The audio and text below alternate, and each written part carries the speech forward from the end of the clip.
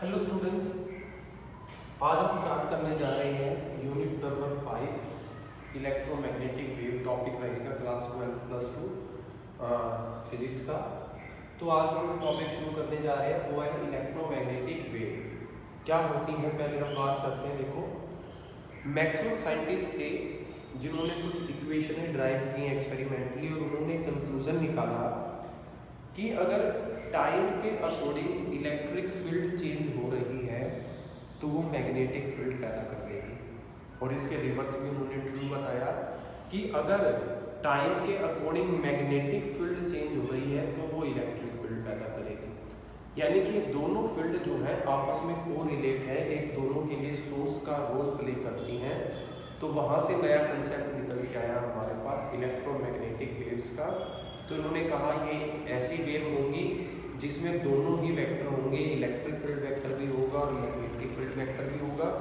दोनों एक दूसरे पे परपेंडिकुलर होंगे और जिस डायरेक्शन में वो फ्लो करेंगे उस प्रोपेगेशन डायरेक्शन पे भी परपेंडिकुलर होंगे।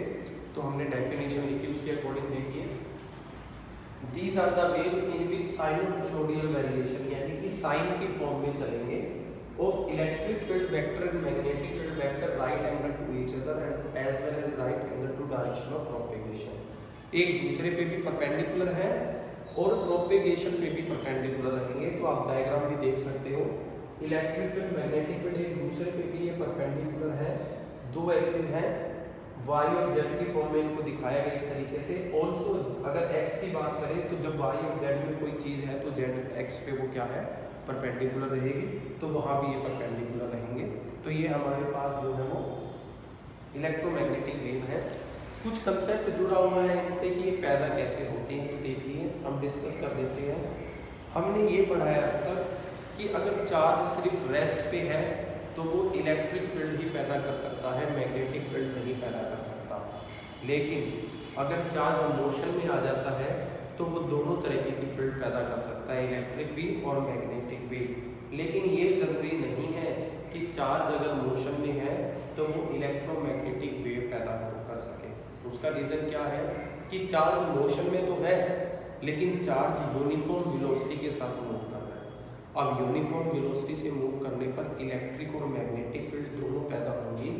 लेकिन मैक्सवेल ने कहा टाइम वेरिंग फील्ड, जो टाइम के साथ चेंज हो रही है, बढ़ती जा रही है, और ऐसा तब होता है जब चार्ज यूनिफॉर्म ना होकर एक्सीलरेटेड मोशन में काम करे। तो अगर आपको कहे कि ईएम वेव्स कैसे पैदा होते हैं तो आपके माइंड में होना चाहिए accelerating charge particle EM wave पैदा कर सकता है, या फिर आप बोल सकते हो ऑक्सीलेटिंग चार्ज पार्टिकल। स्पार्किंग जो होती है इलेक्ट्रॉन की, वो भी ईएम वेव पैदा कर सकती है। इलेक्ट्रॉन जो रिवॉल्व करते हैं सर ऑर्बिटल्स में, वो नहीं पैदा कर सकते क्योंकि वो टाइम वेरिंग नहीं दे रहे वहाँ पर। तो इस तरीके के कंसेप्ट हैं ईएम वेव के। इनसे जुड़ी हुई कुछ प्रॉपर्टीज़ हैं जिनको आज हम स्टडी करने जा रहे हैं। हम कैरेक्टरिस्टिक भी बोलते हैं या प्रॉपर्टी बोल सकते हो। प्रॉपर्टी ऑफ ईएम वेव हम लिख रहे हैं यहाँ पर, देखिए।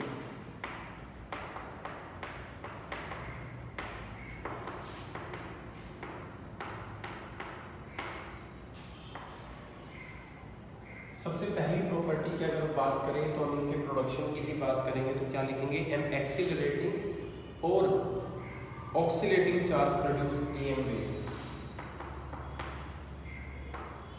एक्सीलरेटिंग और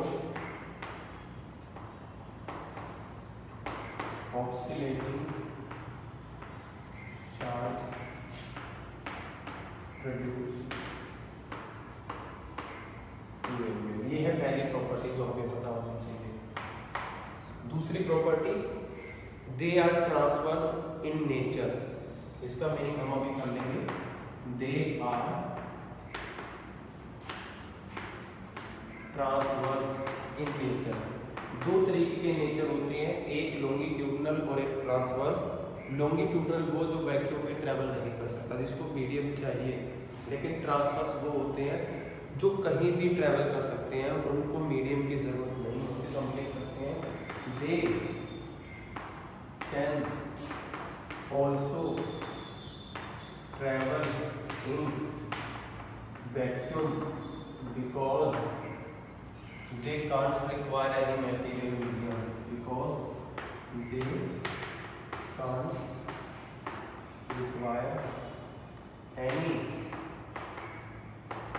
material medium to propagate। ये इनकी सेकंड प्रॉपर्टी है जो आपको याद रखनी है। तीसरी, ये स्पीड ऑफ लाइट के साथ ही ट्रैवल करते हैं, इनकी भी स्पीड उतनी है जितनी लाइट की होती है। तो हम लिख सकते हैं they travel with the velocity of light, they travel with the velocity of light that is 3 × 10⁸ metre per second. किस फॉर्मूले की वजह से? इस फॉर्मूले की वजह से, म्यू नॉट एप्सिलॉन नॉट। क्योंकि ये फॉर्मूला मैंने लिख दिया तो यहाँ पर एक कंडीशन आ गई। कंडीशन ये आ गई कि हमेशा उनकी वेलोसिटी लाइट के इक्वल नहीं होती, डिपेंड करेगा इन पर। अगर आपने वैक्यूम लिया है तो वैक्यूम में इनकी वैल्यूज जो होती हैं वो कम होती हैं, लाइट की स्पीड मैक्सिमम होके लाइट ऑफ सी की वैल्यू मैक्सिमम हो जाएगी तो EM की वैल्यू हो जाएगी वेलोसिटी ऑफ लाइट के जितनी। लेकिन अगर आपने वैक्यूम से दूसरे मीडियम लिए हैं तो इनकी वैल्यू बढ़नी शुरू हो जाती है। मीडियम्स के केस में जैसे इनकी वैल्यू बढ़ेगी तो सी की वैल्यू कम होनी शुरू हो जाएगी। तो हम ये बोल सकते हैं कि velocity of EM wave in vacuum is maximum but the other medium उसकी वेलोसिटी जो है वो कम हो जाती है, क्योंकि ये जो है इनकी वैल्यू जो है वो चेंज होनी शुरू हो जाती है। तो ये आपको याद रखना है इनकी प्रॉपर्टी से रिलेटेड। नेक्स्ट प्रॉपर्टी की अगर हम बात करें तो देखिए, amplitude of electric field and magnetic field.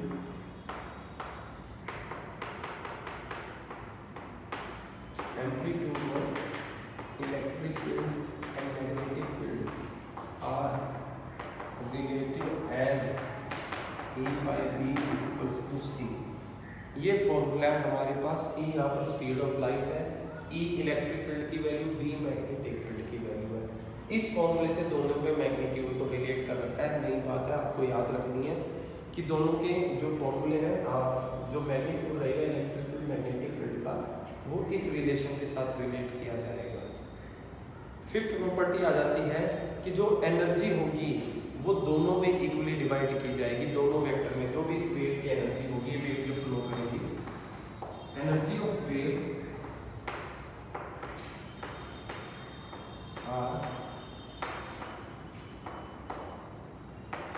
equally divided into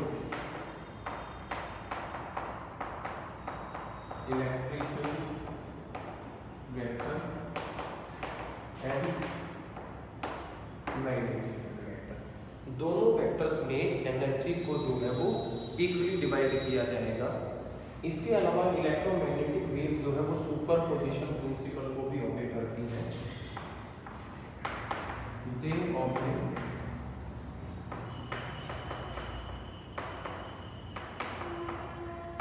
superposition principle. इसका मीनिंग ये होगा कि जो इलेक्ट्रिक और मैग्नेटिक फील्ड वेक्टर्स की वैल्यू होंगी, अलग अलग डायरेक्शन में जो भी कंपोनेंट्स होंगे, ये उनको टोटल करके चलते हैं। सुपरपोजिशन का मीनिंग होता है इफेक्ट को टोटल कर लेना। ये फोटोग्राफिक प्लेट को इफेक्ट कर सकते हैं। इफेक्ट इसलिए कर सकते हैं क्योंकि दोनों इलेक्ट्रिक और मैग्नेटिक दो वेक्टर इमेज फ्लो कर रहे हैं, तो चार्ज जो है बेसिकली इनके अंदर है, तो चार्ज है तो चार्ज फोटोग्राफिक प्लेट को अफेक्ट करेगा ही। हम लिख सकते हैं they can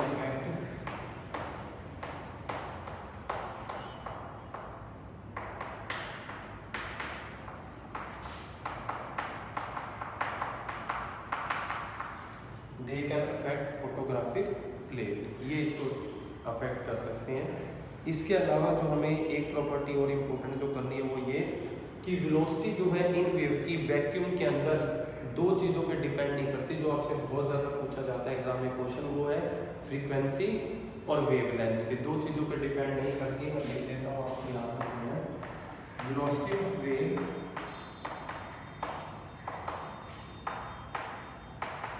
in vacuum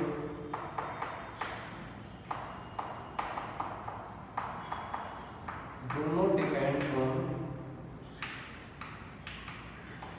wavelength